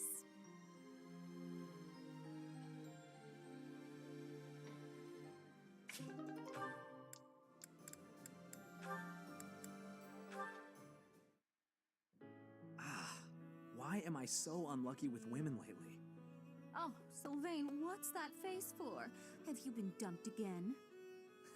Isn't there an unwritten rule you shouldn't ask someone that? I'm sorry. I thought you didn't mind being dumped. So your love life can get you down sometimes after all. Who knew? I'm sad every time I break up with someone. It's just, I usually try to be the one doing the breaking up. I've never had a hard time with girls. Ever. Not until recently. But now when I think about it, I wonder what any of them even liked about me. It's not as if any of them knew much about me. I don't get it. Isn't that what a relationship is for? Learning about someone else? You can't know it all right at the start. I asked you before if you would have invited me out if I was a peasant. You did ask me that, yes. That was wrong of me to say. It's not an excuse, but I'm always so suspicious. I'm a nobleman with a crest. The marriage proposals don't stop coming. Everybody wants me. Except, they don't actually want me at all. They want my bloodline. Within my family and without. It's always the same story. Sometimes I think that if I didn't have a crest, no one would look at me twice. I see. And you're probably not wrong. Honestly, I've had those same sort of thoughts myself. Oh? What sort of thoughts might those be? I sang, people cheered and applauded, and when I walked off stage, I'd find the same thing every night. A mountain of presents and marriage proposals. But none of those people knew me. All they knew was the singer they saw on the stage.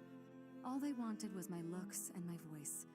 None of them even tried to get to know the real me. I'm pretty sure I've heard this somewhere. We may come from different places, but we're much the same, wouldn't you say?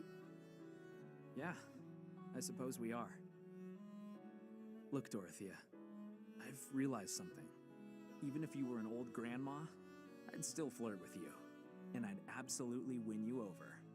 Though, I'd much rather win you over now, and be with you until you become an old grandma. That might be the most legitimately romantic thing you've ever said, Sylvain. And I can't say I disagree. I'd rather you win me over now, too. So that I can stay by your side until you're an old grandpa. Well, before any of that, will you go to dinner with me? I'd be happy to.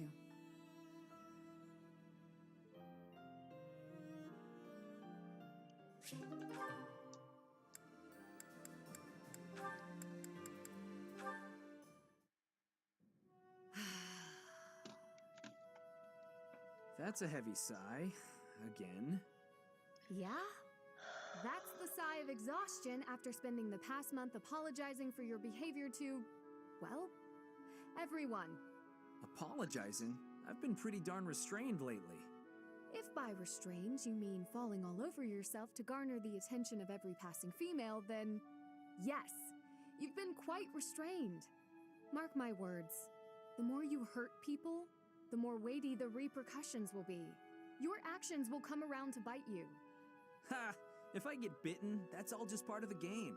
Heck, I had one girl's brother come after me with a pitchfork. If you end up getting maimed or killed by a pitchfork, don't expect me at your funeral. Glenn used to make light of getting hurt too.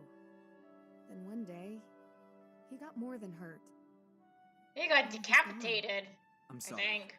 I was being... You're right. I know what it did to you when he died. It hurt to see you hurt, and not be able to do anything. When you wouldn't even come out of your room to take care of your horse. Nothing affected me the way his passing affected me. Well, I'm happy that you're better. Seeing you out and about helped me relax enough to be able to flirt with girls again. Your predictability is utterly disappointing. When I finally stopped mourning, you know what brought me back? My concern for you. Me?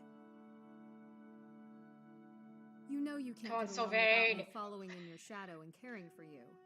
You flirt with anything that has a pulse, offend people left and right, and constantly cause commotions. Huh. The truth really does hurt. Please, Sylvain, consider your actions before you carry them out. And stop acting so nonchalant about getting hurt or killed. Promise me that. Okay. I promise. So I have a feeling Dorothea is gonna end up with Sylvain and not Ingrid. Sorry, Sylvain's gonna end up with Dorothea, not Ingrid.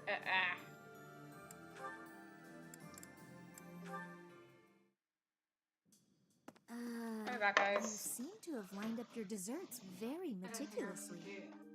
What you see before you, Lysithea, is a life choice. Oh, really? The most skilled pastry chef in the army has been asked to do the impossible in the heart of wartime. Source high-quality ingredients, employ advanced baking methods, and create these two pastries. Wow, you've put a lot of thought into this. May I? Of course. You can have but one, though, and it should be noted that they taste completely different. I thought I'd split them between us, seeing as they were made so carefully and are so very, very special. Ah, thanks. So, what exactly is the life choice you mentioned? Also, if you are not partaking, I'll just go ahead and eat them both. Oh no. For you see, if you eat one, you simply cannot, must not, eat the other. Should you eat both, a pair of ingredients, one in each pastry, will combine to poison you. That seems unnecessarily intense. Just one won't kill me then? Of course not. But making this choice means you will not be able to taste the second dessert. Ever. No matter what I tell you, you'll never know which one tasted best. And if you are underwhelmed by your choice, you'll regret your decision forever. So, I should just pick one and be done with it. But you've already chosen, haven't you? Not between the pastries, but your life paths. You would gamble on the chance of living a long life, even if it meant losing your two crests, correct?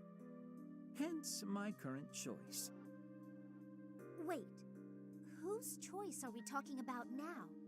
A shortened lifespan doesn't necessarily mean a short life. Even with two crests, you might live a long time. And with you around, the study of crests will undoubtedly reach previously unimagined levels. On the other hand, getting rid of them could help someone that I care about. Maybe. Or maybe it won't help at all. Unfortunately, one never knows until they eat the pastry.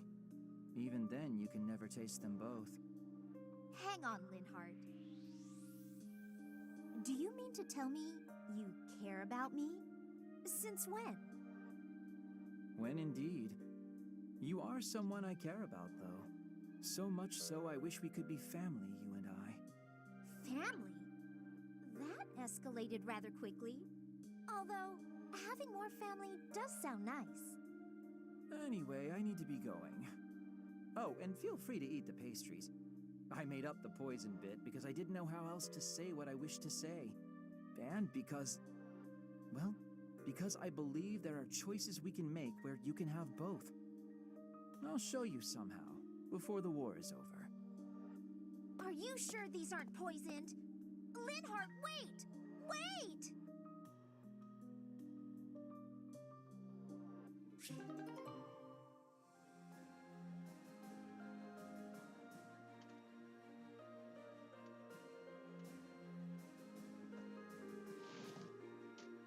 Alright.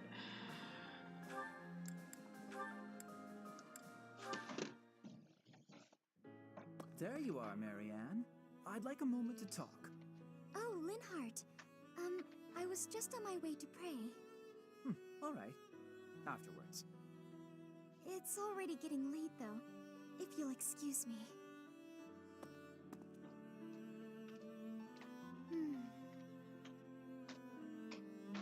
So then, you're done?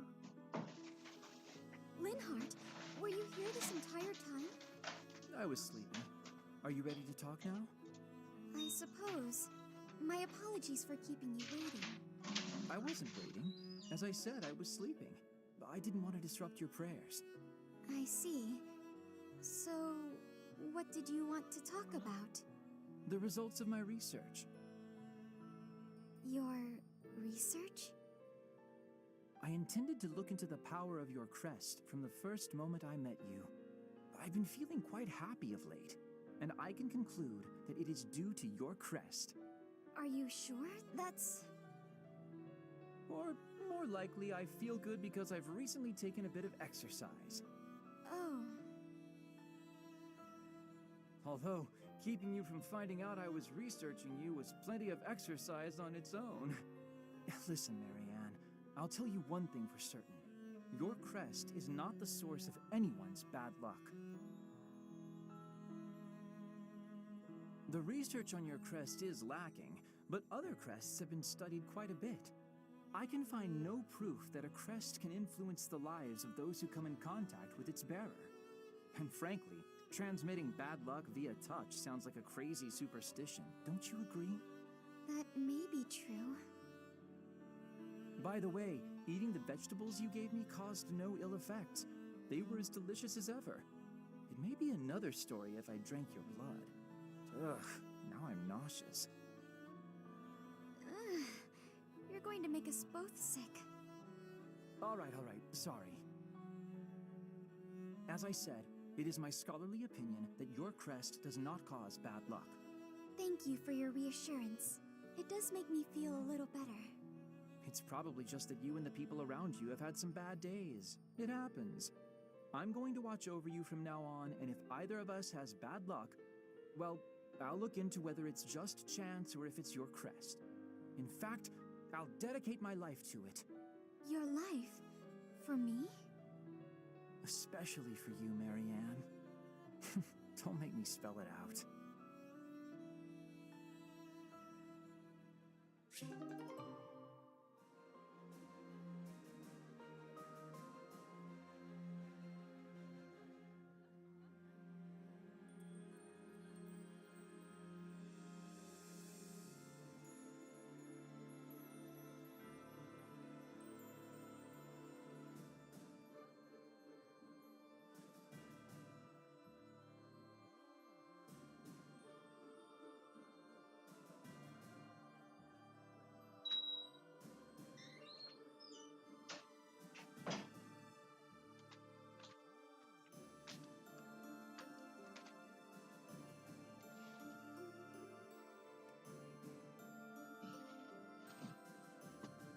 Alright guys, well I am actually gonna hop off for a little bit. I wanted to just get through the Battle of Garreg Mach. I'll be back around 8 o'clock with some more Pokemon Shield.